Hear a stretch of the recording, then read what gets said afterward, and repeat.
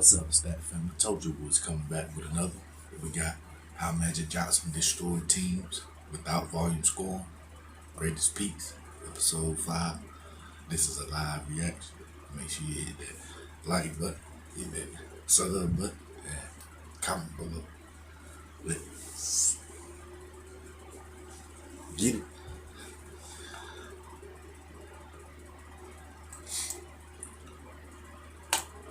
Earvin Magic Johnson, the star of Showtime, a highlight reel legend who won 5 championships in Los Angeles. But was there more to his game than just fancy passing? What was his defensive impact like? And could someone who wasn't a huge scorer actually be the greatest offensive player in NBA history? Ooh. Showtime. Where's Larry Bird in all this? Has it blocked by Elijah Michael Jordan saves the day. This series tackled one question: who was the best at his best? We start at the NBA merger and go through the best multi-year stretches, examining the legends who provided the most on-court impact. These are the greatest peaks.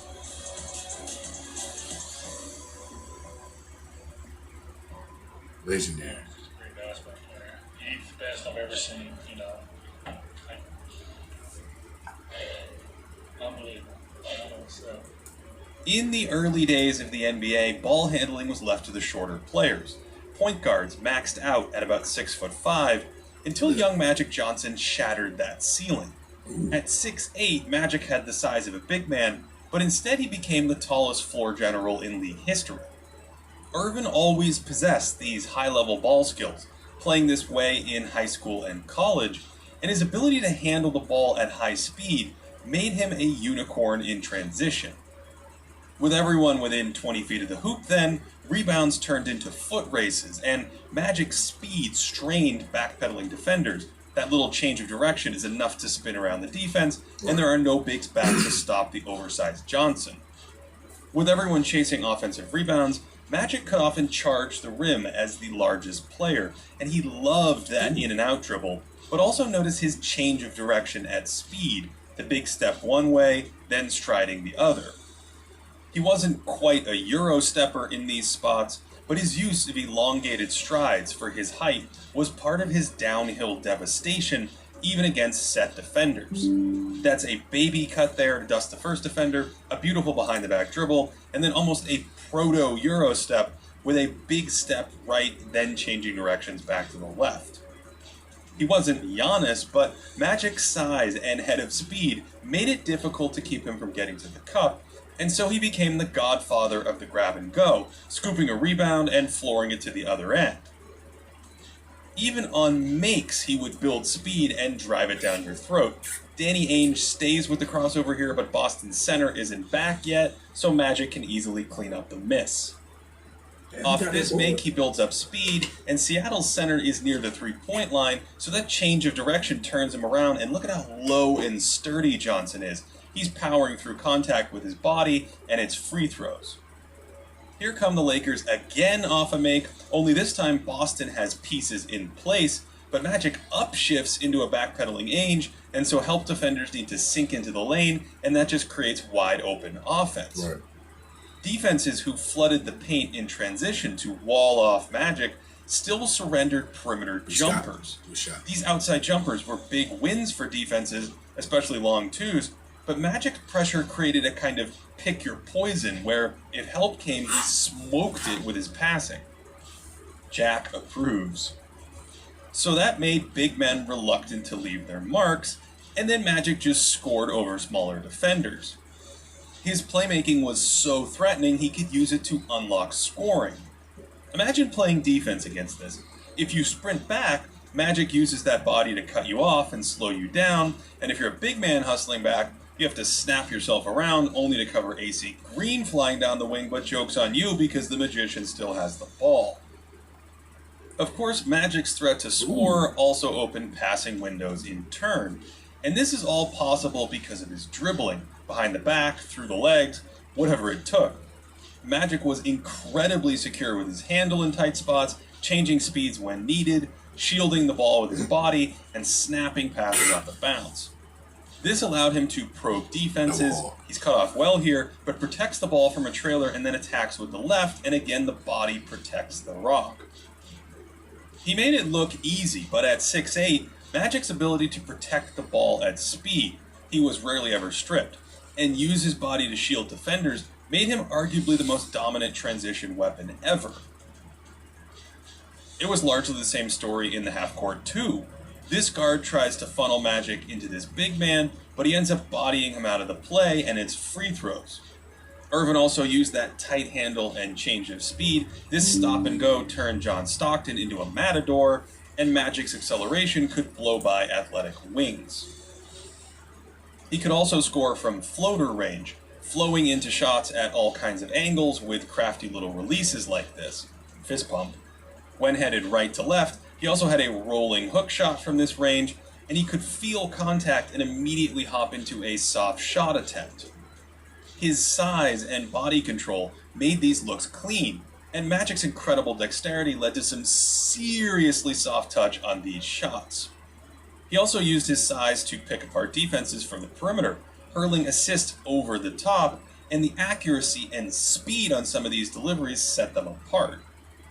Again, he's using his body here, able to shield off defenders by turning his back while still seeing all the action. And his height let him keep a live dribble while just diming up teammates over shorter guards.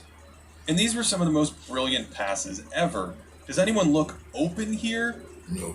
Because Magic slingshots a pass over traffic to Worthy, all because this defender turned away from James to navigate the screen. Worthy stopped instead of going through, and Magic's third eye read the whole thing. Johnson fired bold passes like this across the paint regularly, and they required velocity and the acuity to read defenders' eyes so he could throw fastballs right by their heads and they couldn't react in time. Bonus points for trying this against Larry Bird, who already picked off a tight Magic pass earlier in that game. Big Bird. That one was a looping attempt, and Magic clearly trusted his fastball more, sometimes even too much, overestimating how quickly he could teleport one past a nearby defender. And there are spots where a lob or something softer over the top look open, but he often throws it harder. Good pass. You gotta catch Here he needs to lob one out in front of his intended receiver, but misses it, and then he's called for a one-step travel, changing his mind. Another minor nitpick about Magic's fastball is that sometimes it was a little too hot to handle. But most of the time, his passing velocity fit the ball into tight windows. For instance, some of his entries from the top like this were just bullseyes. He wasn't quite at Bird's level as an outlet passer, but he was splendid there as well, able to use that hairpin trigger off the bounce from the back court, and Magic's best outlets were snapping completions to his streaking teammates like this. There is an argument that Bird was a better pure passer of sorts, but I'm comfortable saying he was a superior off-ball passer where Magic's dribbling gave him a huge on-ball edge. Johnson carved out way more chances, and risk-taking in those spots is a natural trade-off. He also mastered certain angles and reads and relentlessly hit them over and over, and so it's nearly impossible to argue that anyone created more offense for his teammates in the 60s, 70s, or 80s than peak Magic Johnson. Using our best estimates of shots created, no one forced help and then set up a teammate more than Magic until the 2000s. And even if we include everyone from the three-point era, Johnson still looks historically strong as a playmaker in these estimates. So, just how high did all of this playmaking take the Lakers on offense, and did Magic give back any of that value because of questionable defense? That was a good pass. The Converse weapon. That's to shoot. Let's Magic do what he was born to do. Toward the end of the 80s, more of Magic's shot creation came in the half court, as the Lakers moved away from a steady diet of Kareem Abdul-Jabbar post-ups and started running more pick and roll from Magic. These were mostly side pick and rolls inside the line, where defenses committed extra defenders, and Magic could spray passes for open looks. This two-man game gave defenses fits, where if they didn't send extra defenders, Magic could slice into the openings himself. But of course his passing punished any help. The defense collapses, and this was before that little lob pass was popular. Off pick and roll, Magic could use all his little scoring tricks headed to the rim. He could put that speedy hook pass to good use, hitting the roll man.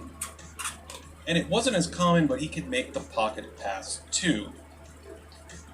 But perhaps the most critical part of this half-court dance was Magic's outside shooting, where he'd punish defenders who went under the screen. He didn't pull this as frequently as some players do today, but there were times when he was quick to fire, and he was an underrated outside shooter. Definitely. In the last 3 years of his career, he shot 90% at the foul line, and he extended his range beyond the three-point stripe, hitting 34% of those. Before the 87 season, Magic said he had to shift his mindset to become more of a scorer, and I think it's reflected in his willingness to pull the trigger on outside shots and attack in the post more.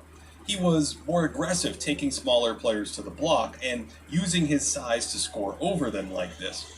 Although on these little flip shots, he did need a clean look to be effective, so instead he regularly busted out hook shots with both hands. And his combination of size, strength, and craftiness made him a serious mismatch against guards down there. And yes, if you sent help, he would set up teammates from the block. Look, I'm not a doctor, but double teaming Magic Johnson in the post is not something I'd recommend. As Kareem faded, the Lakers actually played more in the half court behind Magic. Their pace was below average from 1987 to 1991, and that's when Magic quarterbacked some of the most efficient offenses in NBA history. In the back half of the 80s, the Lakers produced the third best offensive stretch since the shot clock in both the regular season and the playoffs. Defense, however, was another story.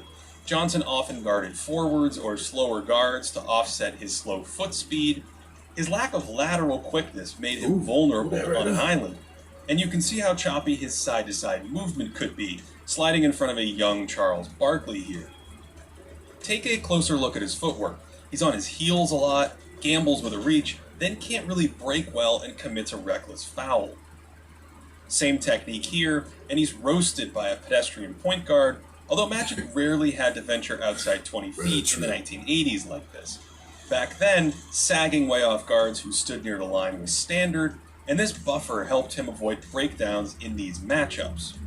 When he played slower forwards, his size definitely helped him. Here, Bird's not quick enough to beat Magic's loping steps, and as he lost some quickness at the end of the decade, he could be assigned to jump shooting bigs, because LA's forwards, AC Green and James Worthy, were both nimble enough to handle many wings. If those big men were to take Magic to the post, his size offered some resistance, although even on the low block, his subpar agility and lack of vertical explosion could be exploited. He was actually more comfortable double-teaming the post, where he could dig down and attack big men of that post-centric era, although I wouldn't call his hands great. They could miss the mark, and he would foul on imprecise swipes at times. At 6'8", he did make kick-out passes a touch harder, yet he didn't attack the ball on that first dribble nearly as much as someone like Bird, often remaining upright on these plays or offering a weak flail at the rock. Magic's height was more of an asset on entry passes from smaller guards, and here comes that pseudo-Euro step again. This is an overhead view of the perks of being tall, just throwing his hands up against a smaller guard, and deflections like this triggered that vaunted Showtime fast break. Like Bird, Magic also roamed a lot on the edge of the paint, so he could slide over on drives like this when he wasn't doubling the post. Here's a nice sequence where he stays with the cutter and then peels off to help on the action, and that deflection saved a Boston layup. He could also help down on cutters at the rim, sniffing this out and doing just enough to disrupt it, and this is probably the best defensive play I've seen him make in the late 80s, quickly reacting to the pass this time, and those hands were right on the money. Yet for all of his court vision, Magic wasn't always aware of the ball, occasionally tunnel visioning on the screening action in front of him as the ball dribbled right past him. He also fell asleep every once in a while. After a jumper, Bird beat him over the top twice with this in one game. Here he is in transition, unaware of the threat behind him, and he gets a taste of his own medicine. But these issues weren't too common. His bigger issue in the paint was verticality. He often slid over but offered statuesque resistance, and even Magic's better rotations weren't always effective because of how floor-bound he was. Here's a bumpy possession highlighting his two biggest weaknesses. He can't contain the guard courtside because of his slow feet, then he lingers on the edge of the paint and delicately slides to the ball for a foul. He rarely contested at the rim in the half court, but in transition he was often the first defender back, and he might as well have been 5'8" in these situations. It's not a huge part of the game either, but this is probably the best transition contest I found in countless opportunities. His typical approach in these spots was avoiding contact by subtly moving out of the way, which preserved Magic's body in exchange for paperweight defense. 0-inch vertical contests rarely work. He didn't block many shots during this period, and when he did catch one, it was using that same low block technique we saw from Bird, targeting the ball while it's in the hand still, and it's amazing to me how similar yet different these two were. Neither was suited to stay with quick perimeter players, and they often roamed around on defense, taking advantage of the compressed game back then. Bird pushed boundaries as an off-ball post player and shooter, while Magic cranked the dial up with his on-ball passing and speed game. And they also played next to Hall of Fame centers, and while Kevin McHale is rightfully heralded as an artist in the post, James Worthy was an isolation machine.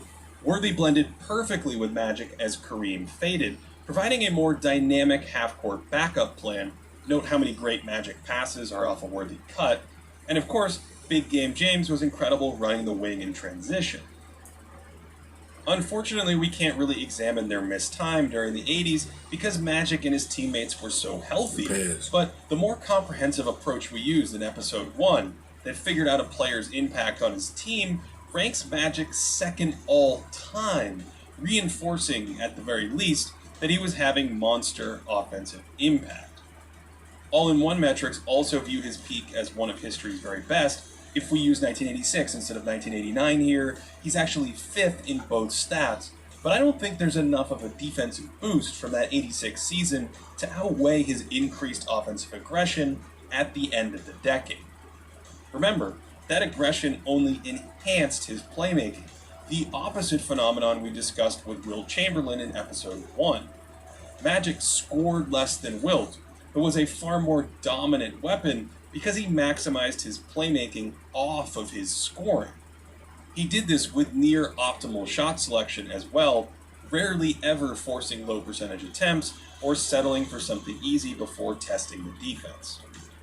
Magic's also viewed as a good rebounder because of his 6 or 7 boards a game, well listed as a point guard, but he was functionally closer to a wing and wasn't overly physical boxing out big men when switching onto them. And while there might have been a tactical advantage to him cleaning the glass to start the fast break, I think this kind of rebounding only added a little defensive value. I do think he could string together decent possessions in the moments where his motor was revved up, but it's hard to view him as much of a positive on that end. Instead, the offense is so good, it elevates him among the legends by itself.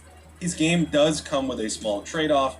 He was significantly less effective without monopolizing the basketball, meaning any other on-ball star wouldn't fit well next to him. But with post pieces or good finishers, he basically guaranteed you a championship-level offense. And that means, despite only scoring 20 points per game, Magic Johnson has a strong case as the greatest offensive player of all time.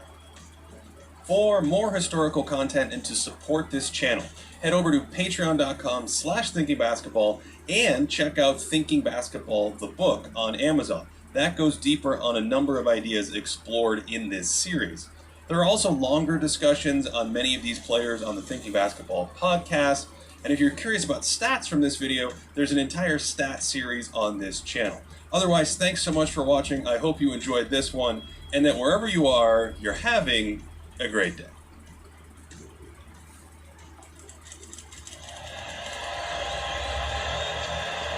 Well, Detroit straight will calm you down. They'll move Jeffrey. in place. Steal. He kept it in bounds. Here it is again. Oh! Legendary. Salute, Magic. Thank y'all, Stat Family, for watching the full video. We will be back with another video after this video. Make sure y'all stay prayed up. Y'all be safe. Y'all be good. Do it.